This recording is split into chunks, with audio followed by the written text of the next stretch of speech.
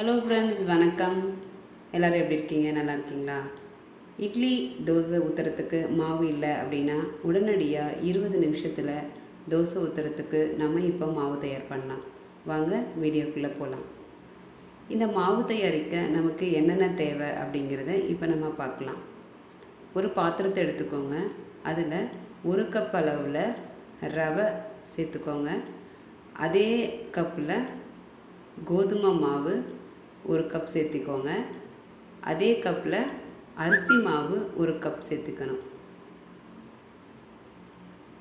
கோதுமை மாவு, ரவை, அரிசி மாவு 3யும் சேர்த்துக்கோங்க.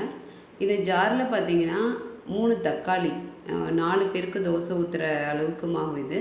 அதனால் இதில் 3 தக்காளி, கொஞ்சம் இஞ்சி, அடுத்தது காரத்துக்கு வரமிளகாய், உங்களுக்கு வேணும்னா பச்சை மிளகாய் சேர்த்துக்கலாம். நான் வரமிளகாய் தூள் சேர்த்துருக்கேன். சேர்த்து நல்லா அரைச்சி எடுத்துகிட்டு வந்துட்டேன். அந்த அரைச்ச விழுதை இந்த மாவில் போட்டுடுறோம். கருவேப்பிலை, கொத்தமல்லி பொடி பொடியாக கட் பண்ணி இதோட ஆட் பண்ணிக்கணும்.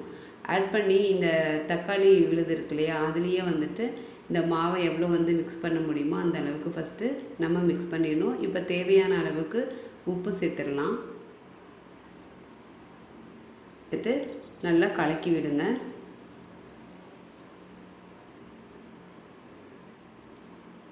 இது நல்லா கலக்கிட்டு அதுக்கப்புறமா இதுக்கு எவ்வளோ தண்ணி வேணுமோ அந்த தண்ணியை நம்ம மிக்ஸ் பண்ணிக்கலாம்.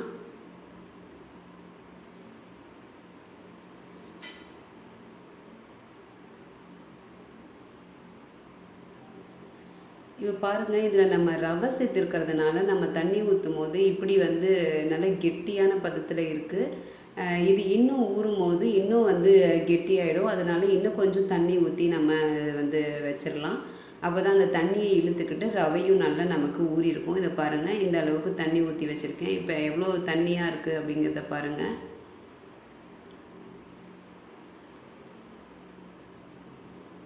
இப்போ பார்த்தீங்கன்னா ஃபுல்லாக மாவு தண்ணியாக இருக்குது. இதை நம்ம என்ன பண்ணுறோம் அப்படின்னா ஒரு 15 நிமிஷம் மூடி வச்சிடலாம். மூடி வச்ச உடனே இந்த அரிசி மாவு, ரவை இதெல்லாம் நல்லா ஊறி இன்னும் கொஞ்சம் கெட்டியாக மாவு நமக்கு கிடைக்கும். நம்ம ஒரு 15 நிமிஷம் காத்திருக்கணும்.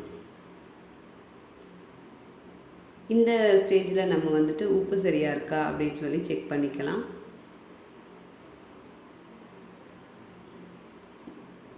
இதில் அதனால இதில் கொஞ்சம் ஜீரகம் சேர்த்து நம்ம மூடி வச்சிடுறோம். ஒரு 15 நிமிஷம் கழித்து இந்த மாவு நம்ம திறந்து பார்க்கலாம். 15 நிமிஷம் ஆயிடுச்சு. இப்போ இந்த மாவு பாருங்கள் எவ்வளோ திக்காக இருக்கும். நம்ம எவ்வளோ தண்ணியாக கலந்து வச்சுருந்தோம் இல்லையா, அதை பாருங்கள். இப்போ மறுபடியும் அந்த கெட்டியாகிடுச்சு. ரவை ஊறி அந்த தண்ணியெல்லாம் உள்ளே இழுத்துக்குச்சு.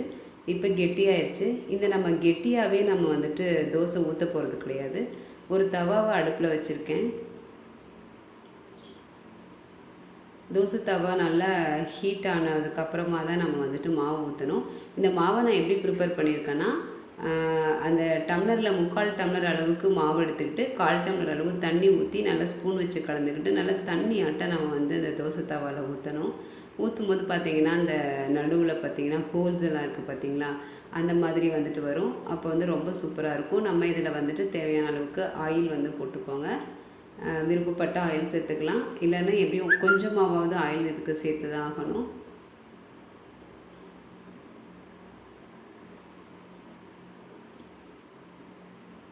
சேர்த்து நல்ல ரொம்ப விரும்பி சாப்பிடுவாங்க. இது ரொம்ப தண்ணி நிறைய கலந்து மெலிசாக ஊற்றுறதுனால பார்த்திங்கன்னா இது எண்ணெயில் சேர்ந்து நல்ல முறுமுறுன்னு சாஃப்டாக முறுமுறுன்னு இருக்கும். தோசை மெல்லிஸாக இருக்கும். குழந்தைங்களுக்கு ரொம்ப பிடிக்கும். இப்போ வெந்துருச்சு. நம்ம திருப்பி போட்டுக்கலாம். கீழே பார்த்திங்கன்னா நல்லா லைட்டாக செவந்து வரும். மேலே வெந்திருக்கும். இருந்தாலும் நம்ம ஒரு தடவை திருப்பி போட்டுட்டு உடனே நம்ம எடுத்துடலாம். பாருங்கள், மேலே நல்லா செவந்துருக்கு. இதெல்லாம் பார்த்திங்கன்னா நல்ல முறுமுறுன்னு இருக்கும். ரொம்ப டேஸ்டான டிஃபன். இட்லி தோசை மாவு இல்லை அப்படின்ட்டு நம்ம ஃபீல் பண்ண தேவையில்லை. வீட்டில் கோதுமை மாவு, ரவை நம்ம எப்போவுமே நம்ம வச்சுட்ருப்போம். கோதுமை மாவு, ரவை, அரிசி மாவு எல்லாமே சம அளவாக எடுத்துக்கணும். எடுத்துகிட்டு அதில் கொஞ்சம் ஜீரக மிளகு சேர்த்துக்கணும். அதில் வந்துட்டு கருவேப்பிலை கொத்தமல்லி போடணும். தக்காளி, பச்சை மிளகாய் அல்லது வரமிளகாய் தூள் போட்டுக்கலாம். இஞ்சி கொஞ்சம் போட்டு அரைச்சி அந்த விழுதை இதில் சேர்த்துக்கணும். இது தக்காளி சேர்த்துருக்கனால இது டேஸ்ட்டே வந்துட்டு வேறு மாதிரி வந்து இருக்கும், சூப்பராக வந்து இருக்கும். இதுக்கு வந்துட்டு நம்ம சைடிஷ்ஷாக வந்து தேங்காய் சட்னி வந்துட்டு பண்ணலாம். தேங்காய் சட்னி நல்ல காம்பினேஷனாக இருக்கும்.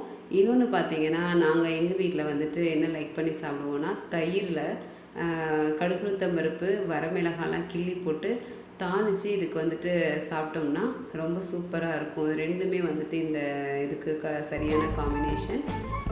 நீங்களும் உங்கள் வீட்டில் இந்த மாதிரி அவசரத்துக்கு தோசை ப்ரிப்பேர் பண்ணி சாப்பிடுங்க. இதை ஒரு முறை முயற்சி பண்ணுங்கள். இது பிடிச்சிருந்ததுன்னா சேனலை சப்ஸ்கிரைப் பண்ணி ஷேர் பண்ணுங்கள் ஃப்ரெண்ட்ஸ்.